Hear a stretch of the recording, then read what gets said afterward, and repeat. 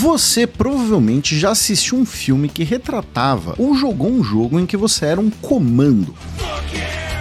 Habitualmente utilizados para missões especiais que envolvem muitas habilidades e altos riscos, o primeiro uso disseminado desse tipo de unidade foi com os ingleses durante a Segunda Guerra Mundial e às vezes com consequências desastrosas.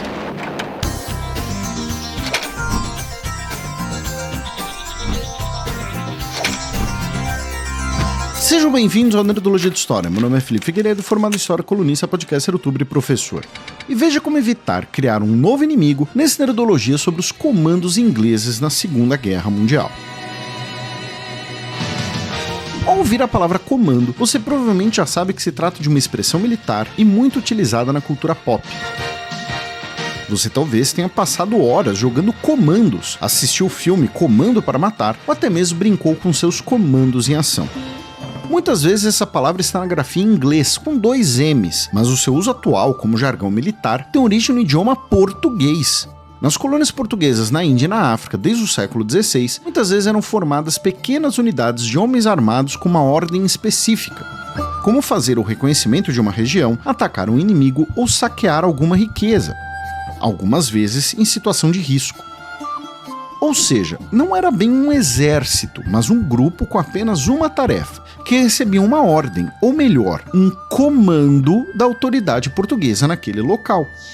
Desse uso pelos portugueses, o termo chegou para o linguajar dos colonos neerlandeses no sul da África, que passaram a denominar comando as suas unidades de infantaria montada utilizadas no genocídio dos nativos africanos. Esses colonos neerlandeses também eram chamados de boeres. Com o passar do tempo, comando, com K e 2 M's, passou a ser o nome geral das milícias dos colonos.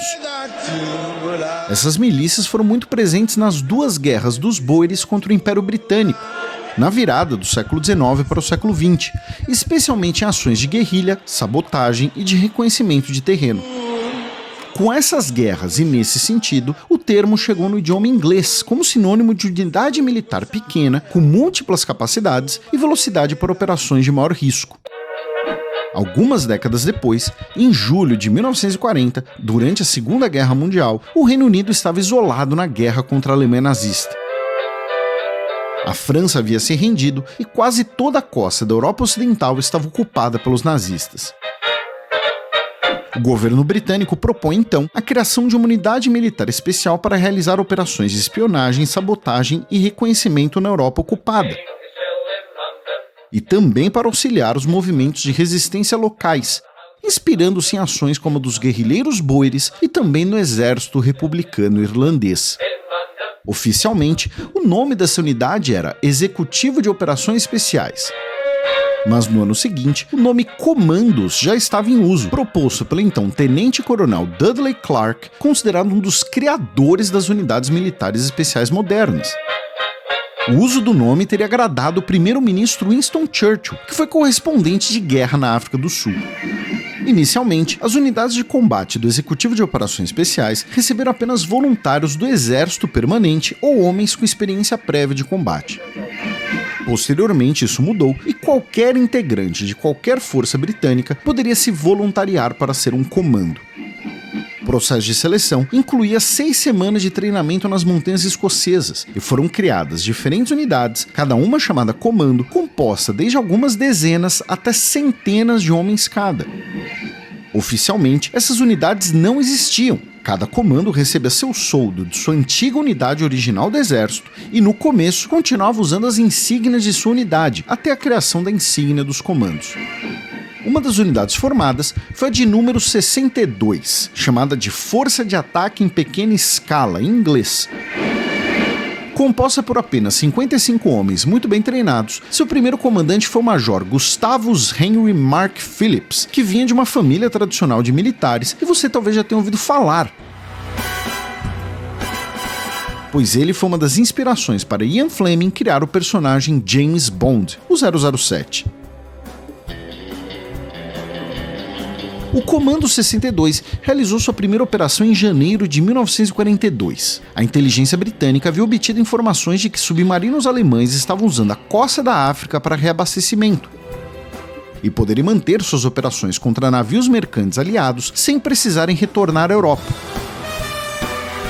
Especialmente o uso de rios em colônias francesas sob o controle do governo de Vichy, um governo francês criado após a ocupação nazista para colaborar com a Alemanha.